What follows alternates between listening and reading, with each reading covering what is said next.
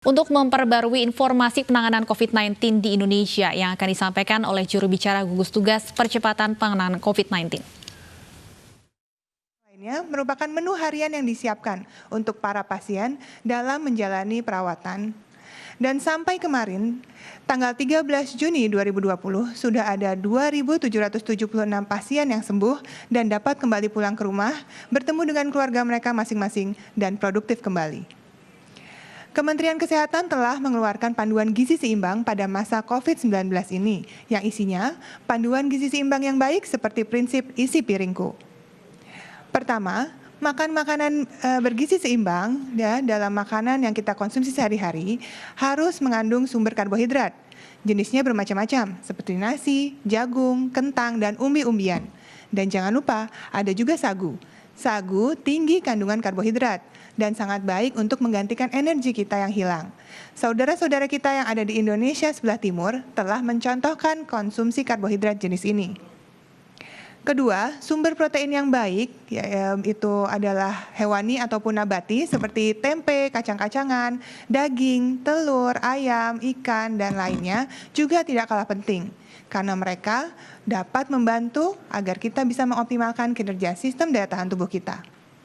Kemudian ada sayuran dan buah-buahan yang merupakan sumber vitamin dan mineral dan juga serat, terutama sayuran dan buah-buahan yang berwarna-warni. Mereka banyak sekali mengandung vitamin yang berfungsi sebagai antioksidan.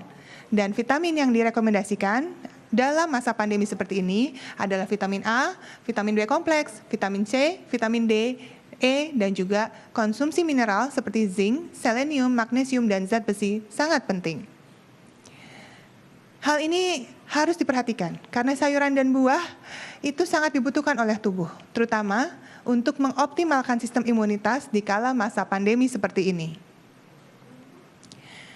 Kemudian selain itu, sesuai panduan, ingat untuk selalu mengkonsumsi air minum sebanyak 8 gelas per hari.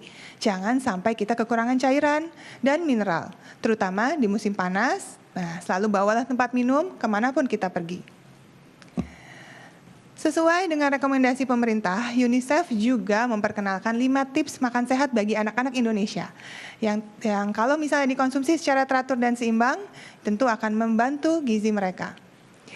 Yang kedua, UNICEF juga telah menyarankan perbanyak kudapan seperti buah dan sayur, snacking sehat seperti buah.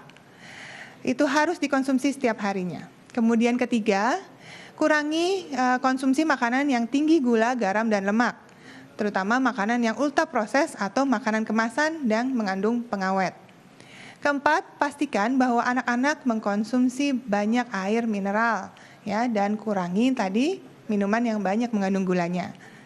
Kemudian jangan lupa melakukan aktivitas fisik yang tentunya kalau anak-anak lebih senang bersama dengan keluarga. Tips hidup sehat di atas dapat membantu kita untuk meningkatkan kesehatan dan tentunya akan lebih baik lagi kalau dikombinasi dengan istirahat yang teratur dan tidur yang cukup, terutama tidur yang berkualitas di malam hari. Olahraga dan aktivitas fisik yang teratur itu juga penting, ya tentunya disesuaikan dengan kemampuan dan kondisi fisik masing-masing individu. Kalau kita berolahraga secara rutin dan teratur, ini akan dapat mengoptimalkan daya tahan tubuh kita juga. Olahraga juga dapat menurunkan hormon stres sehingga memberikan kekuatan tambahan pada sistem kekebalan tubuh kita. Nah, bagi saudara-saudari yang besok sudah terpaksa untuk bekerja di luar rumah, sebaiknya selalu membawa bekal makanan yang gizi seimbang dan terjamin kebersihannya. Dan kalau misalnya hendak membeli di luar, sebaiknya perhatikan kebersihan dari sisi penjualnya maupun lokasinya. Ya, karena lingkungan rumah makan itu harus benar-benar bersih, terutama peralatan masaknya, kebersihan dapur, dan para pramusaji. Kalau bisa, manfaatkan pilihan pesanan untuk dibawa pergi atau take away. Ya, untuk disarankan juga semuanya harus membawa tempat makan atau tempat minum dan juga peralatan makan sendiri seperti sendok dan garpu dari rumah. Jangan lupa untuk selalu menjaga kebersihan tangan sebelum mengkonsumsi makanan, yaitu dengan mencuci tangan yang baik dan benar, menggunakan air mengalir dan sabun, atau kalau tidak ada, dapat menggunakan hand rub dengan kadar alkohol minimal 70%. Panduan kesehatan ini sebenarnya sudah lama digaungkan dan mungkin tidak asing lagi di telinga kita. Tapi kini ini adalah saatnya untuk benar-benar mempraktikannya dalam keseharian kita. Inilah yang kita sebut sebagai adaptasi kebiasaan baru. Sekarang saya akan mempersilahkan Dr. Ahmad Yuryanto untuk menyampaikan kinerja data hari ini.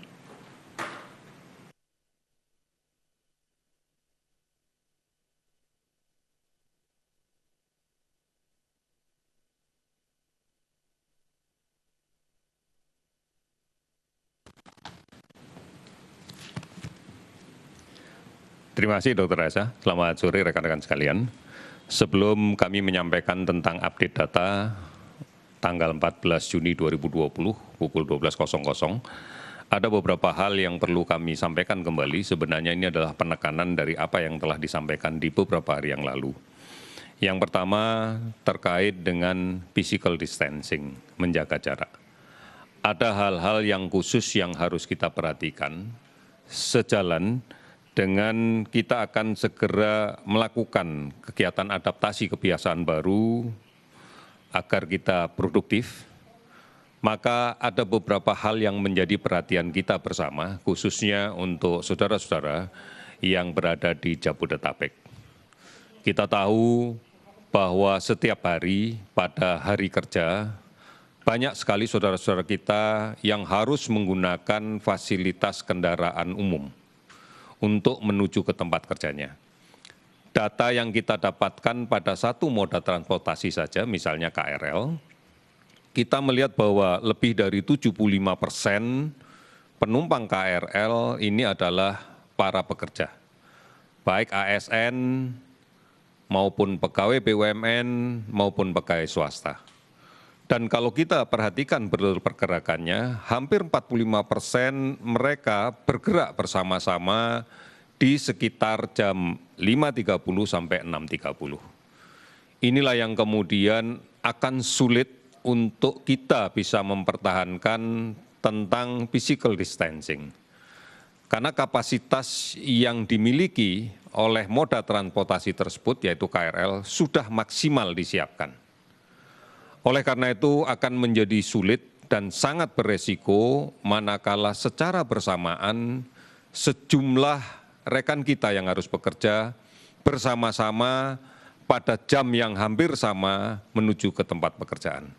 Ini yang menjadi salah satu dasar mengapa Gugus Tugas Pusat kemudian mengeluarkan Surat Edaran Nomor 8 Tahun 2020 tentang pengaturan jam kerja pada adaptasi kebiasaan baru menuju masyarakat yang produktif dan aman dari COVID-19 di wilayah Jabodetabek. Di dalam surat edaran tersebut akan dibagi menjadi 2 tahapan awal mulai kerja dan tentunya akan berimplikasi pada akhir hari jam kerja. Untuk gelombang pertama, kita berharap bahwa seluruh institusi yang mempekerjakan ASN, BUMN maupun swasta akan menggunakan 2 tahapan. Tahap pertama atau gelombang yang pertama akan memulai pekerjaan mulai 07.00 sampai 07.30 WIB. Diharapkan dengan 8 jam kerja maka akan mengakhiri pekerjaannya di 15.00, 15.30.00. Sementara gelombang yang kedua diharapkan mulai bekerja pada pukul 10.00 sampai 10.30.00, sehingga diharapkan akan mengakhiri jam kerja pada 18.00 dan 18.30.00. Upaya ini ditujukan agar kemudian terjadi keseimbangan antara kapasitas moda transportasi umum dengan jumlah penumpang, agar protokol kesehatan khususnya terkait dengan physical distancing betul-betul bisa dijamin. Pembagian ini tentunya tidak akan menghilangkan kebijakan yang kita harapkan diberikan oleh semua institusi, baik itu institusi pemerintah, BUMN maupun swasta, untuk tetap mempekerjakan dari rumah untuk pegawainya yang memiliki risiko tinggi terpapar dan berdampak jelek kepada yang bersangkutan dari COVID-19. Misalnya pada pekerja atau pegawai yang memiliki penyakit-penyakit komorbid.